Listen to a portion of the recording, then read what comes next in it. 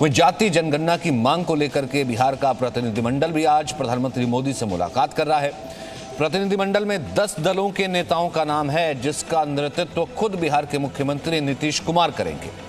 लेकिन इस मुलाकात से पहले सीएम नीतीश कुमार ने बड़ा बयान दिया है कि अगर केंद्र पूरे देश में जातीय जनगणना नहीं कराने का फैसला लेती है तो फिर हम मिलकर विचार करेंगे आगे की रणनीति क्या करनी है। वहीं जीतन राम मांझी ने भी कहा है कि बिहार में जातीय जनगणना की मांग हो रही है, जो कि ठीक है।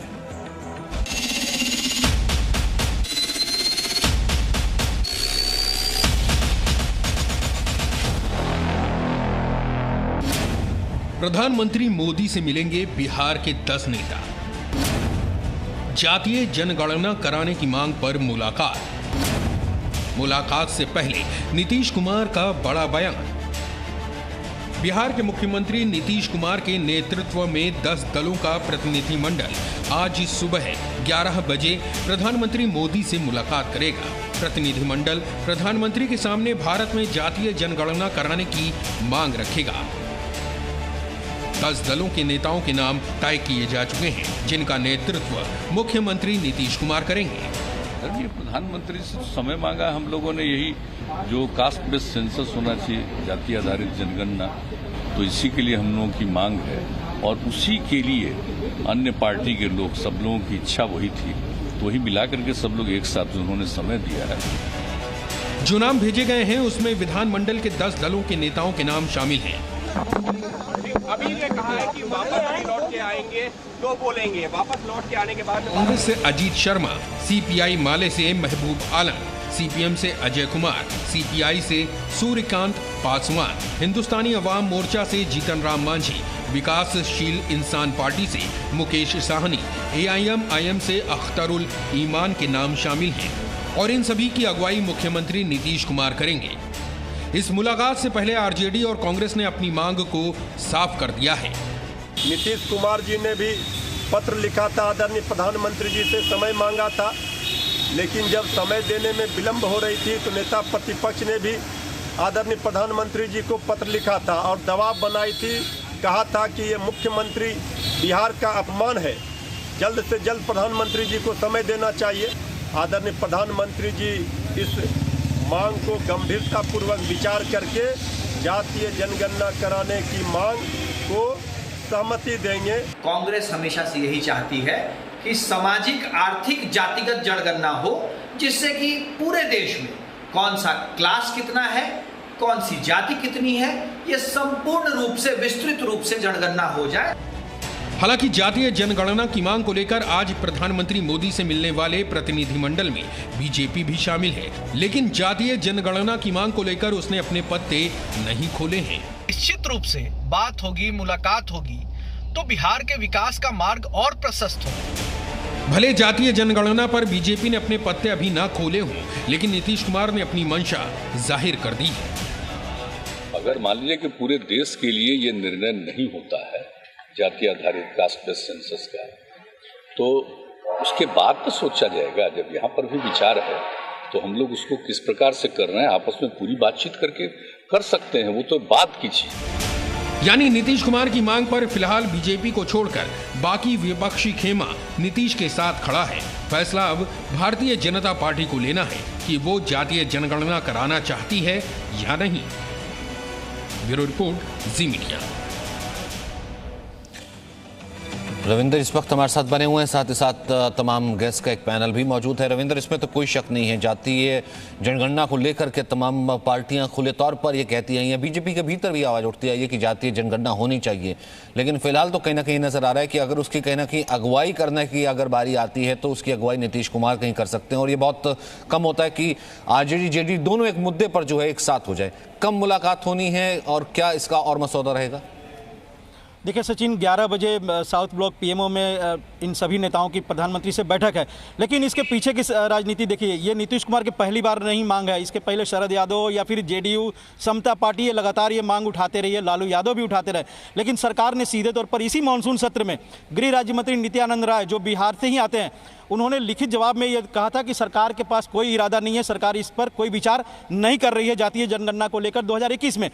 और सरकार देखिए, कोई भी सरकार हो, ये मांगे यूपीए सरकार सरकार में भी उठी थी और उस समय भी 2011 में भी इसको डिनाई किया गया था।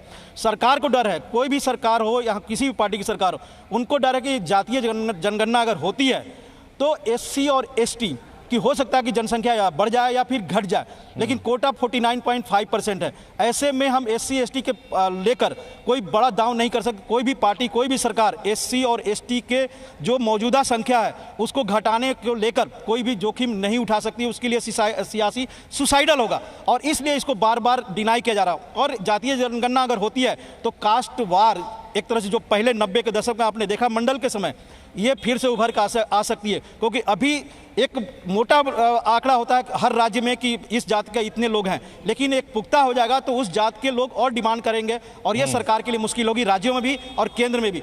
इसलिए जो हमें जानकारी मिली, केंद्र सरकार सीधे तौर पर इसको मानने से इनकार किया है। बातचीत होगी और ये बिहार में सियासत हो रही है, नीतीश कुमार इसको नील करे या फिर तेजस्वी यादव। सवाल ये ना कि जो जनरल क्लास है वो तो फिलहाल कम से कम यही कहते हैं ना कि जाति है कि जाति नहीं। एक तरफ हम बात करते हैं कि सबको समान अधिकार और सब तरीके की बात हो, लेकिन ठीक है जाति आधारित समाज है, लेकिन हम एक समाज की कल्पना तो करते ही है ना कि आगे आने वाले वक्त में एक समाज ऐसा होगा कि जिसमें जो है कि जाति आधारित कम से कम समाज नहीं होगा, वो समाज होगा वो जो अवसर आधारित समाज होगा जिसको समान अवसर हर एक आदमी को मिल सके। अभिषेक झा हमारे साथ JDU से, मनोज काका हैं SP से, प्रोफेसर विशाल मिश्रा भी हमारे साथ मौजूद है।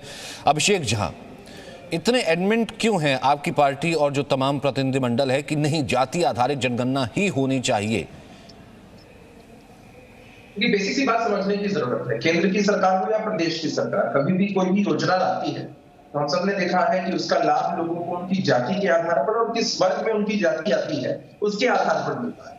हम सब लोग चाहते हैं कि पूरे देश में सामाजिक आर्थिक समानता हो, लेकिन उसके लिए बहुत जरूरी है कि जो पिछले पायदान पर खड़े लोग हैं, जो आर्थिक दृष्टिकोण से, सामाजिक दृष्टिकोण से पिछड़े हुए हैं, उन तक सभी चीजों का लाभ ठीक ढंग से पहुंच जाए। 1931 में पिछली बार जाति जनगणना हुई थी और हमारी पार्टी की तरफ से यह मांग कोई नई मांग नहीं है। आप लोगों ने भी जिक्र किया कि समता पार्टी काल से ही आदरणीय नीतीश कुमार जी की विचारधारा में है कि जाति आधारित जनगणना होनी चाहिए और उचित स्वरूप पे हमने उठाया है। आप सबको ध्यान होगा ना कि 2019-2020 में बिहार के विधानमंडल में सभी दलों ने मिलकर इसके पक्ष में प्रस्ताव पारित किया था। सब लोग एक मत ही थे।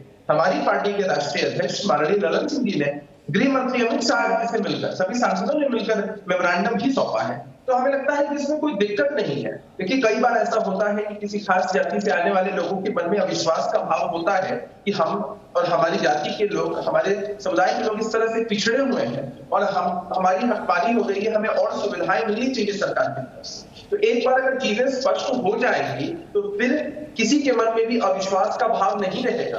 और आदरणीय नीतीश कुमार जी इस प्रतिनिधि मंडल का नेतृत्व कर रहे हैं, यह बेहद अच्छी बात है। लोकतंत्र की यह खूबसूरती ही है। फिर क्यों ना मानो? ठीक है, नहीं, जहां पर राजनीति जो है वो MY कॉम्बिनेशन से चलती है या फिर चलती है कि कितने यादव है, बिहार की राजनीति, उत्तर प्रदेश की राजनीति जो है जाति के आधार पर चलती है। मैं क्यों ना मानूं चित्रंजन जी कि ये भी एक राजनीतिक दावी हुआ कि कम से कम जाति के आधार पर पता लग जाएगा कि SC कितने हैं, ST कितने हैं, OBC कितने हैं, ताकि मेरा जो एटलीस्ट जो टिपिकल वोट बैंक है मैं उसकी राजनीति कर सकूं। फिर ये भी तो एक राजनीति खेली हुआ ना, एक राजनीतिक दावी हुआ। जब इससे पहले नित्यानंद राय जो है संसद में बाकायदा कह चुके हैं कि सरकार का अभी किसी तरीके की कोई मंशा नहीं है जाति आधारित जनगणना के लिए। चित्रंजन, सबसे पहली बात मैं यह बताना चाहता था, राष्ट्रीय जनता दल कोई जात की राजनीति नहीं करती है। यह समाजवादी विचारधारा की पार्टी है और समाजवादी जो सिद्धांत रहा है हमारे पुरखों का, हम उस पर चलते हैं।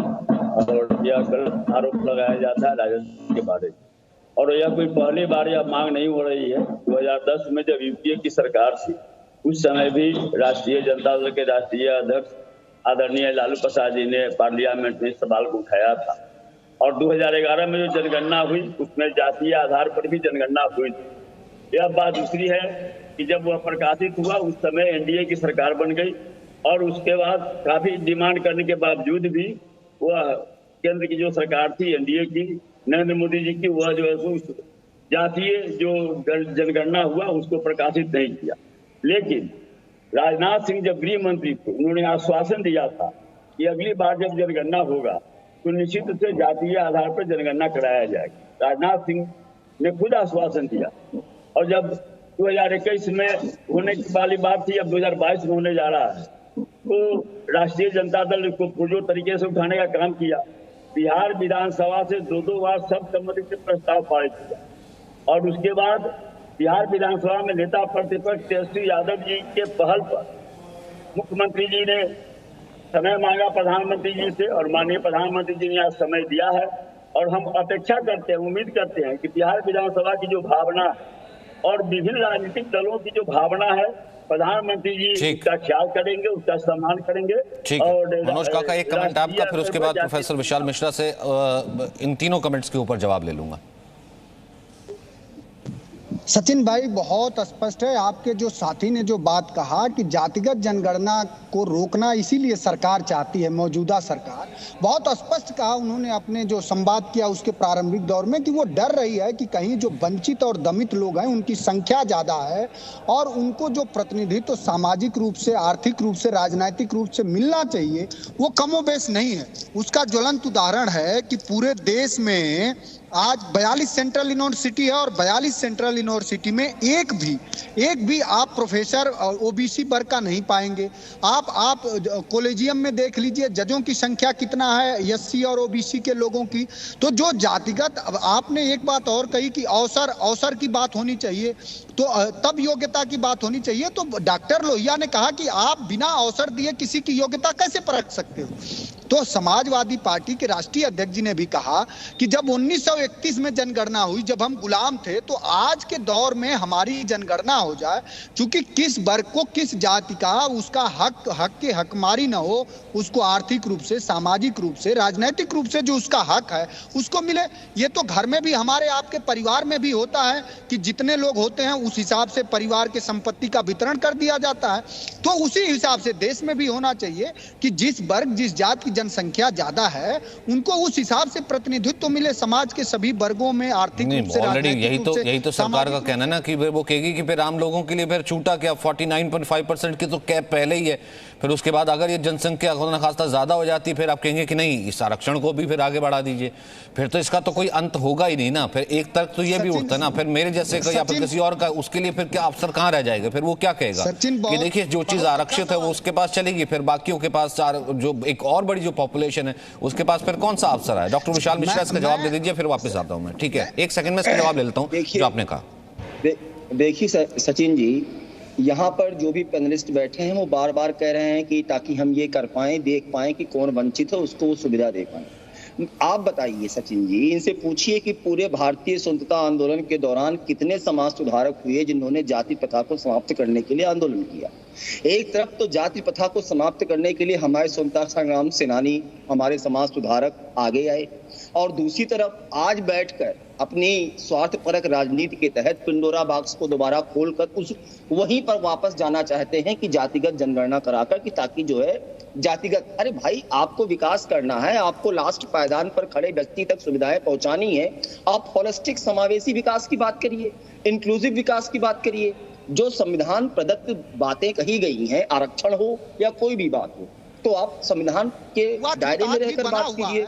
1951 में 1919 सरकारी गुलाम लोग हैं जो दलितों, पिछड़ों, वंचितों का हक नहीं मिलने देना चाहते और सरकार की गुलामी करते हैं। तो सर किसने मना किया मनोज काका? बात तो वही उसी राजनीति की हो रही है ना कि आप भी तो कि पिछड़े को पिछड़ा रखना चाहते हैं, अति पिछड़े को अति पिछड़ा ही रखना चाहते हैं और आरक्षण के थ्रू जो है उसको लाभ मिलता रहे। नहीं, अगर बात राजनीति की हो रही है फिर तो समावेशी विकास कुछ इस तरीके से होना चाहिए ना कि अंतिम पायदान तक खड़ा वो व्यक्ति हो, चाहे किसी भी जात का है, कम से कम उसको अवसर उसी तरीके का प्रॉपर मिलना चाहिए और ये होना चाहिए राजनीति के माध्यम से। ये नहीं कि सिर्फ जाति जनगणना के आधार पर और उस पर हम उसके बाद आरक्षण की बात करेंगे। बहुत बहुत शुक्रिया आप सभी का मेरे साथ जुड़ने। Presenting B news app available on Google Play and App Store. Download it now.